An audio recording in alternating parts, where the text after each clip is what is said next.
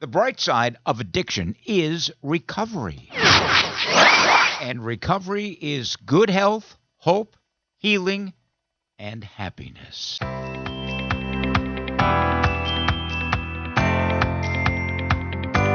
Hi, everyone. I'm Neil Scott. If you are new to our podcast, we welcome you.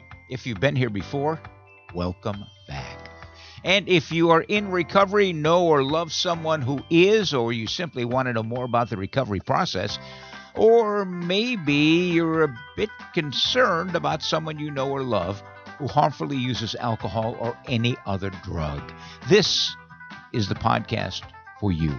As we carry the message of hope and the promise of recovery, and a reminder that you can find all of our podcasts at recoverycoasttocoast.org. Recent episodes have featured interviews with singer-songwriters, authors, comedians, the great Brené Brown, Broadway star Ben Vereen, Bonnie Raitt, and many others, plus conversations with everyday people in long-term recovery, sharing their story, their insight, and their path. Now, in this edition of Recovery Coast to Coast, we catch up with Donna Chevrier, a compassionate addiction counselor from Corvallis, Oregon, who'll share her story of God's amazing grace in her 25-year journey, one day at a time. Here's a quick clip from today's interview. Why is it everybody working these steps? It was wonderful. Today, this is the sweet part in my recovery, the life that I have today. And I wouldn't want anyone to miss a life like this. It's wonderful. I've always said to myself, if I could help just one more person get it, because this is how to live life. If I could help just one more person, it's going to be worth all of this. This excites me, you know? Recovery excites me. My conversation with Donna is coming right up, and we'll conclude our podcast with some wonderful words of wisdom from the great actress Julie Harris with reflections on recovery. Our website is recoverycoasttocoast.org, and if you'd like to help us out financially or know of a foundation or maybe a company that might be interested in underwriting our program, a reminder, our email address is recoverycoasttocoast@comcast.net. And we would love to hear from you. Recovery Coast to Coast is supported by Sundown M Ranch. Now, they are one of America's oldest, least expensive, and most successful treatment programs. They're listed in Newsweek magazine's 2024 list of America's top treatment providers. You know, one of the biggest barriers to seeking treatment is often financial. Treatment for addiction is not free, nor is treatment for any chronic disease, from diabetes to heart disease to cancer. The good news is that the cost of treatment at Sundown M Ranch is covered by most insurance plans. Addiction is a chronic, progressive disease that will not resolve on its own. Some 100,000 people each year die as a result of their disease. The sooner an individual gets treatment, the sooner they'll find a path to long-term recovery. Now, if you're considering addiction treatment for a friend or loved one, even for yourself, do your homework. Don't get ripped off by fancy facilities or deceptive high-end advertising. Find out how long a program has been in existence. In the case of Sundown, they've been successfully treating addictive disease for over 55 years. Find out how qualified the staff is. And if there's a high turnover rate. Well, at Sundown, their clinically trained and certified medical team has been together a long time. They're paid well, and they love what they do. You see, Sundown is a not-for-profit program. What is their philosophy of treatment, you might ask? Well, at Sundown, it's spot on. Abstinence-based, 12 steps centered. They create a bridge back into the family, back into the community to assure a path to long-term recovery. They don't just treat and release. There are outstanding treatment programs in America, but there are a lot of bad actors out there. So when considering addiction treatment, again, do your homework, but please include Sundown M Ranch in your research. They've treated some 200,000 individuals, men, women, adolescents, family members since back in 1968. Sundown M Ranch is committed to providing treatment of the highest quality at affordable prices by well-trained and deeply caring staff, a staff of experienced professionals. Check out their website for more information. Take a look-see at their facility, which is not far from Seattle. It's in central Washington. Sundown M Ranch, where recovery begins. Oh, it's coffee time again. And I invite you to join me as I visit with Donna Chevrier, who is about to celebrate 25 years of long-term recovery. She now helps others find a path towards tomorrow on the road to recovery. Welcome back once again, Recovery Coast to Coast, America's voice for recovery. Great to have you with us. We have a special guest in this edition of Recovery Coast to Coast. We're going to head down by phone down to Corvallis, Oregon, and we're going to catch up with a woman named Donna Chevrier, who is a woman in long-term recovery. In fact, she has a big date coming up of December 31st, Donna. What does that signify? That is my 25th year of sobriety. December 31st, 1999 is my recovery date. You decided on New Year's Eve to do it. Oh, yeah. There must have been quite a build-up to that. Tell me a little of the backstory, if you would, leading up to that December 31st decision. Well, like always in the past, I always started partying way before the holiday got here. 4th of July, even my belly button birthday. I always started a week or two. It's like, oh yeah, it's coming up here real soon. So I better get my drink on so I could be ready for that holiday. So you only drank on days that ended with the letter Y. Oh, absolutely. Uh-huh. Do you remember your first drink? I do, yes. I was 15. I was at a get-together with some of my friends. Yep, I'll never forget. It was a tall Budweiser. A tall Bud. What did it do for you, Donna? Well, I don't know if I should say this on air, but, I met a guy, and that's what happened. Fueled by alcohol. Oh, yeah, absolutely. Oh, my Everything was fueled by alcohol. Yeah, that became a good friend of yours, alcohol. Oh, yes. Uh-huh. In the ensuing years, I assume that the drinking escalated, and you were probably the life of a lot of parties back then. Oh, yeah, absolutely. I went to a lot of parties until it got to be I wanted all the alcohol to myself. I stayed home and disregarded what was going on outside. Tell me about your family at that point. Do you have brothers and sisters? So out of 5, I am the second to the oldest. The oldest is my brother, and then me, and then a brother who recently passed away at 55, 2 younger sisters. What was their reaction to your partying and your drinking, Donna? They didn't want to be around me. Really? I was too much to handle, or I was too crazy. How are things in school? I mean, it must have affected all of your life. In school, it did affect my grades. It affected me showing up. I always played hooky. I just barely got through junior high, high school. Did anyone try to help you along the way? Did anyone say, hey, Donna, you're really out of control. You need to do something about that drinking? Well, not until I was in my 20s. It didn't take long for me to go downhill once I learned about the tall buds. And so, I'd go from town to town. I even went cross country a couple times. Oh, my. Just to continue the party, and meeting new friends, I guess I would call them. And then I'm sure there were consequences along the way. Yes, there was consequences all the way. I'm trying to think of all of them. There's too many to talk about right now. Any trouble with the law? Yes. Yeah. So I got a DUI in 1989, and it took me 4 years to do a 12-week course in diversion. It took me 4 years to complete that. And then I didn't complete it with my own UA. It was somebody else's UA. Wow. And so it took a year when I didn't pass diversion because I couldn't come up with a clean UA. By the time it went back to the courts and it went back to me getting back into version. It took about a year for all that process to go through. And then, so like I said, 4 years. And 4 years, yeah, for a 12-week course in diversion. I was involved with the law on that one, and I was still convicted of the DUI. I think that was my worst part of, running into the law. as it gets close to the holidays then, and that famous December 31st decision, how bad did it get right at the end? Do you remember your last drink? I asked you about your first drink. What about your last drink? Not so much, because by that time I was a blackout drunk. I don't recall my last drink. What happened on December 31st?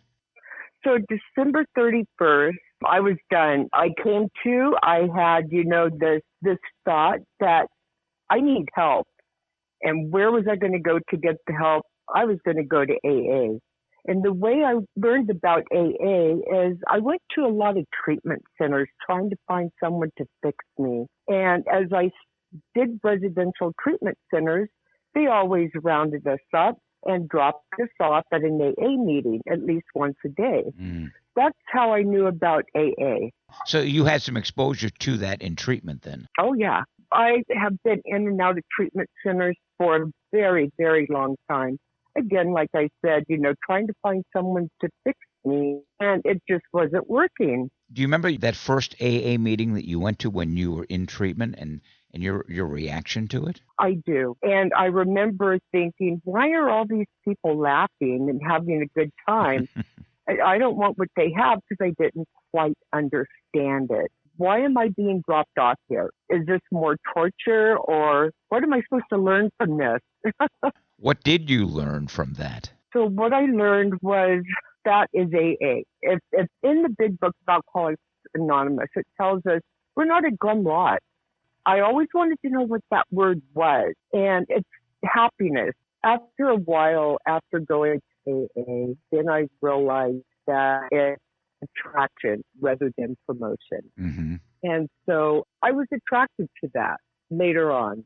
I'm really glad that I came to and came to believe that a power greater than myself was actually taking me to these meetings. I felt this tug. I felt this overwhelming feeling to just get in the car, just get in the car. And that was the hardest thing for me to do, was just get in the car and go to a meeting.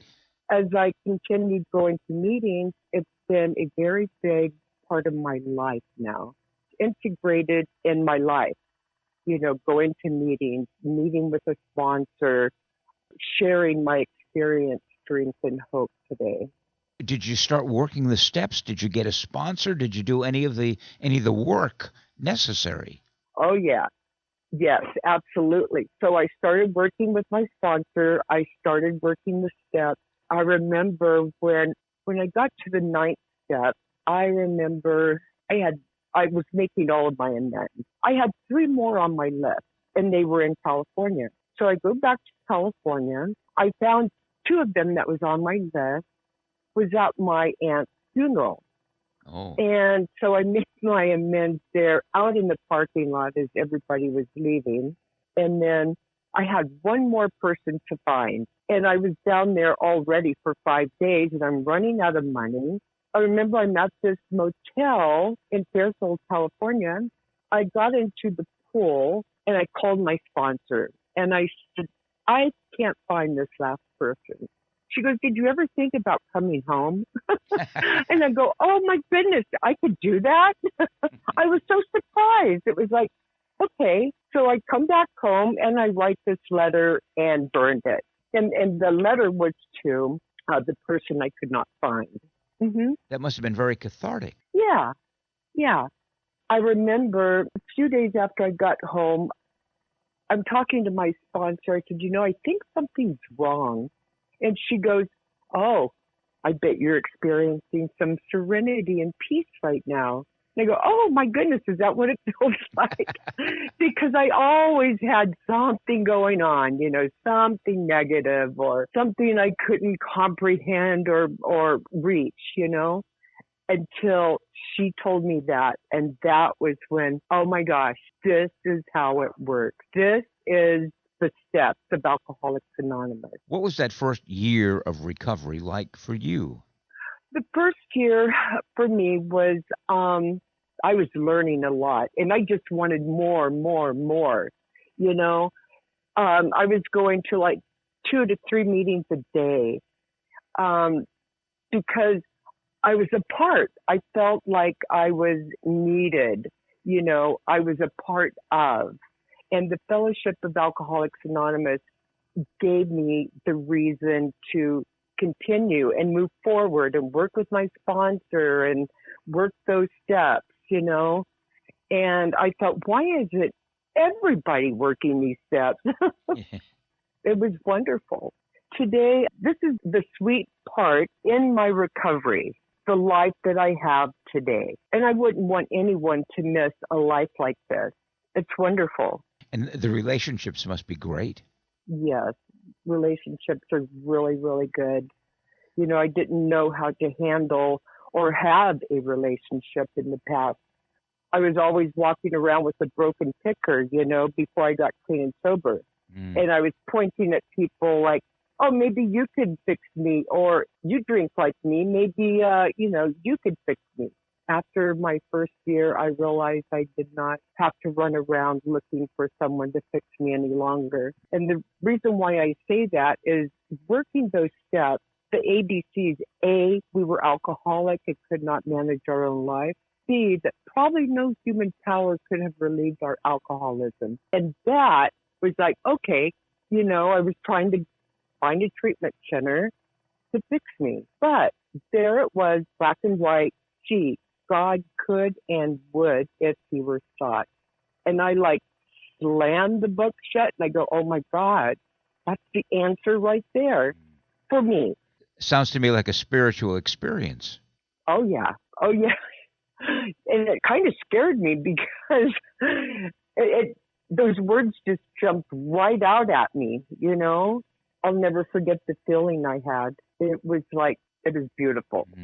Was there any desire during that first year to pick up at all?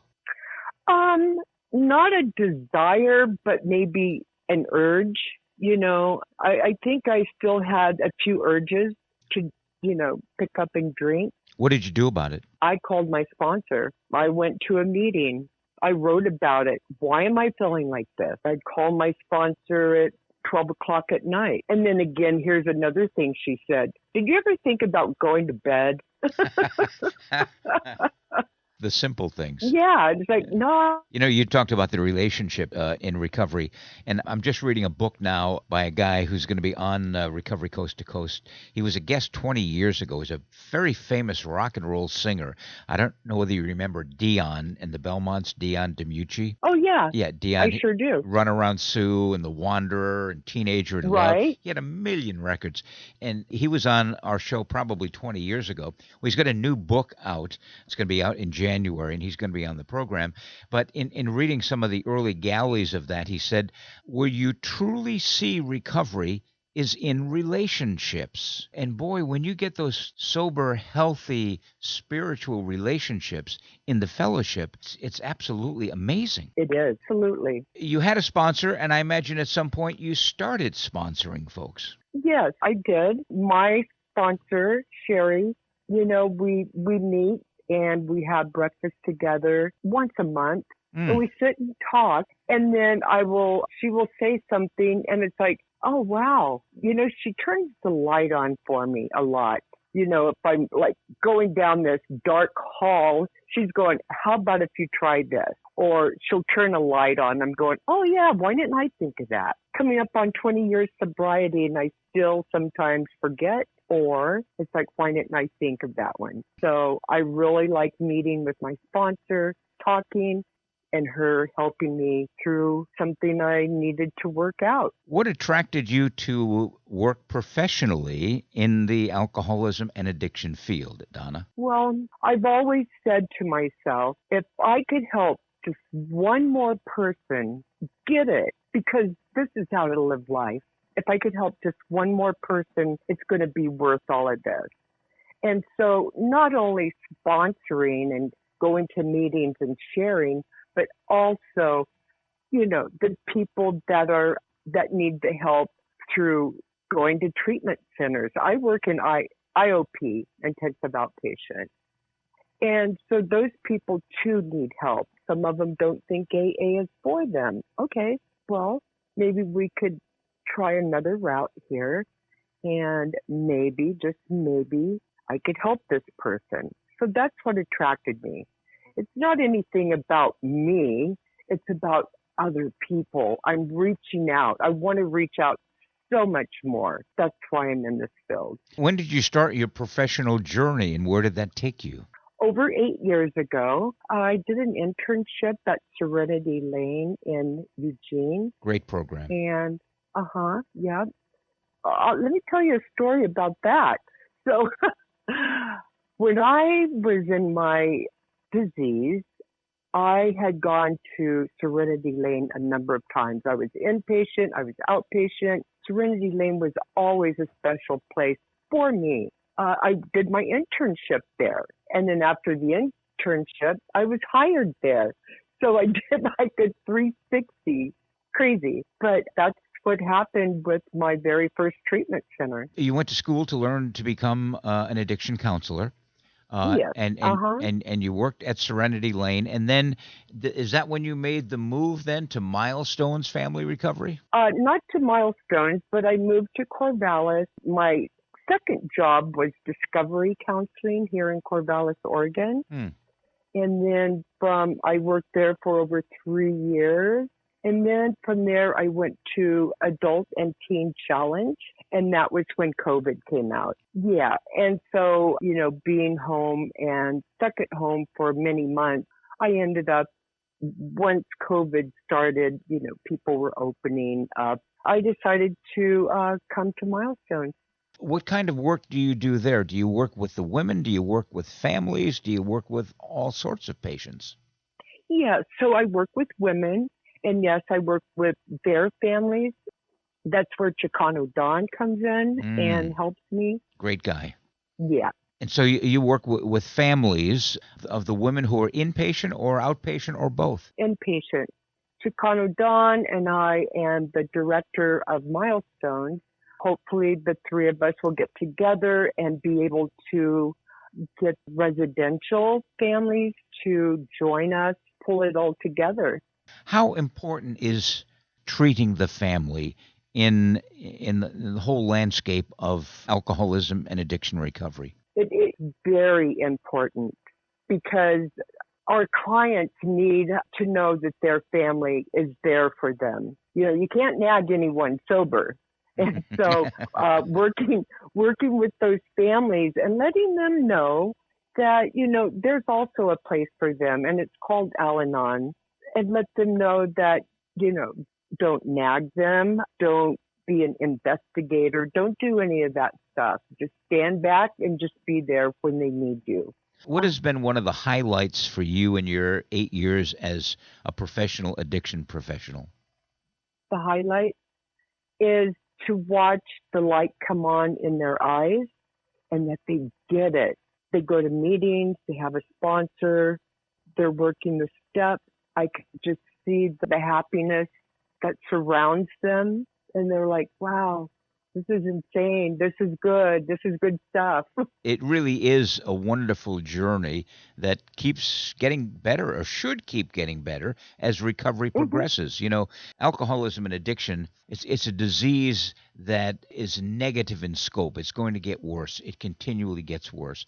But in recovery, it should continually get better day by day. I use the term recovery enhancement a lot rather than relapse prevention. I try to put the focus on moving forward, of getting the real joy in recovery. And it should not be stagnant. Recovery should be a process forward, just as addiction is a process downward. Absolutely.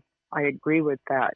What do you see as some of the challenges facing a woman today going into treatment? Well, the challenges would be they don't know how to let go of a relationship with a man. And they just keep going back to it, just like For me, I was just going back to the insanity of drinking. These women, I feel like letting them know that relationships is not their thing right now. And so I'm trying to help them get healthy, trying to help them even get their children back. Some of them have lost their children, have families come in, see families, they start to trust their family, the family starts to trust them. Sometimes, the family won't even trust that person again, at least not for now. Just letting them know that we're here to help, we're here to support. What does recovery mean to you today, Donna? Well, recovery means everything to me. Like I said, it's the sweet spot in my life right now, and it just keeps getting sweeter. Also, having a relationship with my higher power, who I call God. I sought to make it right with him, then myself, and then others. So my recovery it's so good having a higher power in my life. So good and getting better. Getting better by the day, every day. Yep, that's right. Well, you've got a big date on the calendar coming up on December 31st, where you celebrate yet another year. You have been in recovery for a long, long time, and you've been an addiction professional for a long time as well, helping other people, helping those women. What do you say to a woman who today is where Donna was 25, 26 years ago? I say that to them, to the women. And I say, I was right where you are right now. Moving forward, they trust me because they know that I know what it's like. And they come to me and ask me, what did you do when this happened? And what did you do when that happened? And just sharing just little bits of pieces about how I did something. And that makes a big difference in their life, in their journey, yeah. in their recovery. Sure. Yeah, absolutely. This excites me, Yeah, Recovery excites me. Yeah, and when people recover out loud, it helps other people. It just does. I certainly salute you for all that you continue to do on the front lines down there in Corvallis, Oregon. Milestones Family Recovery is the name of the program, and there's some really good people that work down there, including, our mutual friend, Don Tennyson. It's all about one day at a time. It's all about putting some days together. And you have put together a lot of days in long-term recovery. And I often say the bright side of addiction is recovery. You embody that, Donna. And I thank you so much for sharing your story with our listeners in the hope that they may say, maybe I can do something about my drinking.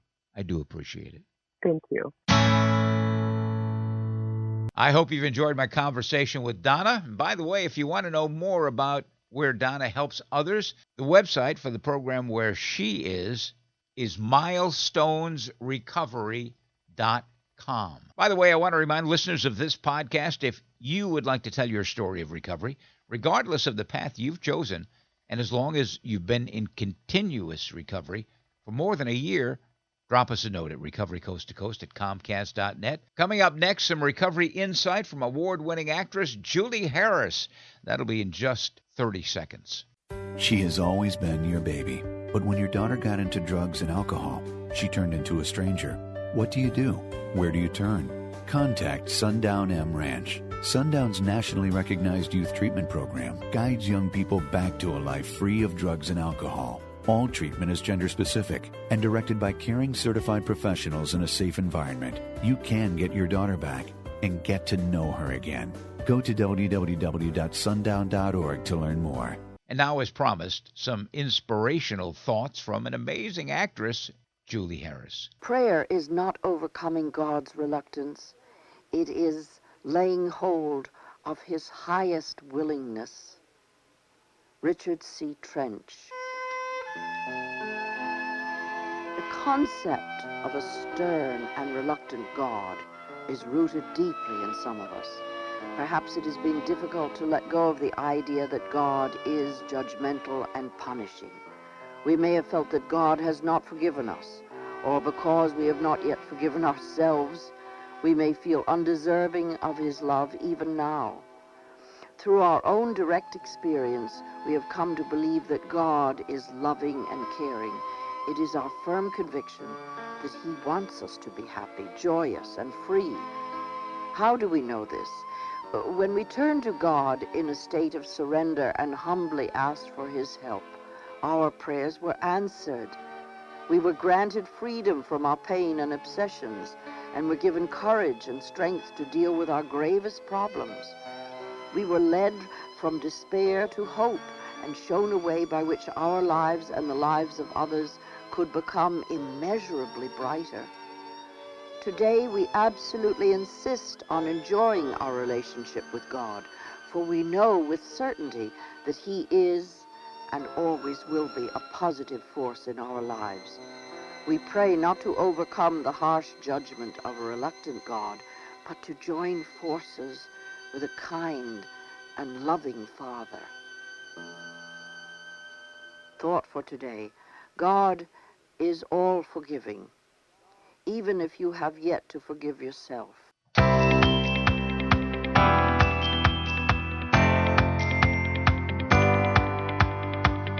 that wraps up this edition of Recovery Coast to Coast, the national podcast.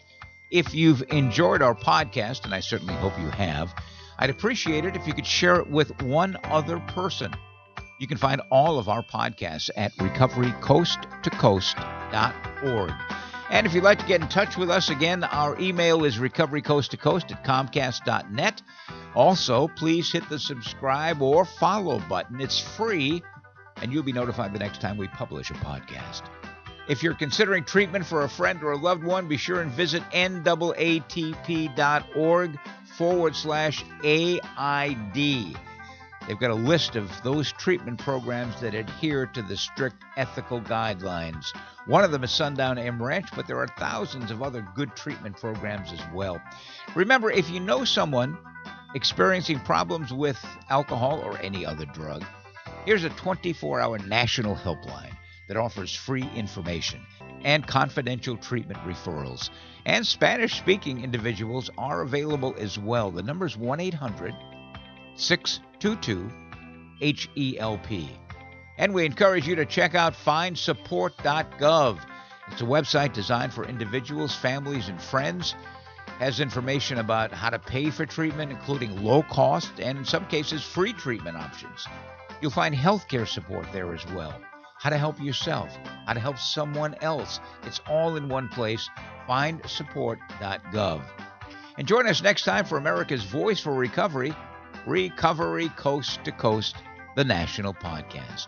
And another shout out to our sponsoring organization, Sundown M Ranch, where recovery begins. Their website is sundown.org. I'm Neil Scott, reminding you to stay healthy, live in gratitude, and be kind to others. Remember, the bright side of addiction is recovery. Pass it on.